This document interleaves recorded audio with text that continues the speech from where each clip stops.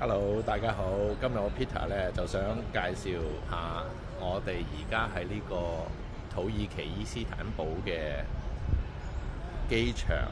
咁就啱啱由呢個西雅圖飛嚟呢個伊斯坦布爾啦。咁我哋而家就準備飛去一個town 叫 Izmir。咁我哋就要由呢個 international 嘅 terminal 啦，咁跟住經過嘅 domestic 嘅 transfer，我哋而家就嚟到呢個係內陸機嘅 terminal。咁咧，我哋咧就因為買咗嗰個 business class 嘅機票啦，咁所以咧就可以嚟到呢個 domestic 嘅 lounge，就可以係去呢個即係 hea 一陣。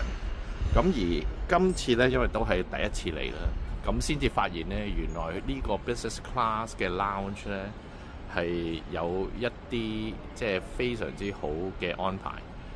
咁我想同大家介紹下。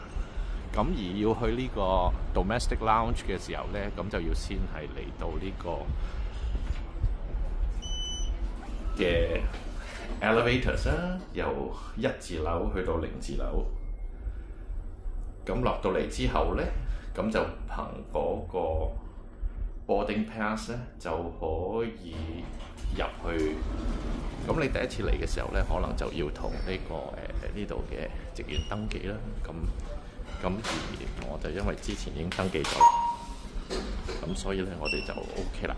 嗱，呢度咧就係嗰個 domestic 嘅 lounge， 其實都好大下，同埋咧都有好多唔同嘅土耳其特色嘢食啦。咁啊，同埋正常嘅即係 lounge 就可以休息下 hea 下。咁我頭先講咧，即係嗰個 domestic flight 嘅特別安排咧，就係話咧由呢個 lounge 咧就有呢個叫做 boarding gate 嘅安排。咁而呢度咧個特別嘅地方咧就係話咧就有 number 1至到10咁多個 gates。咁雖然佢呢度叫做 gate 啊，但係其實咧佢只不過係呢度咧係搭巴士嘅 gate 嚟嘅啫。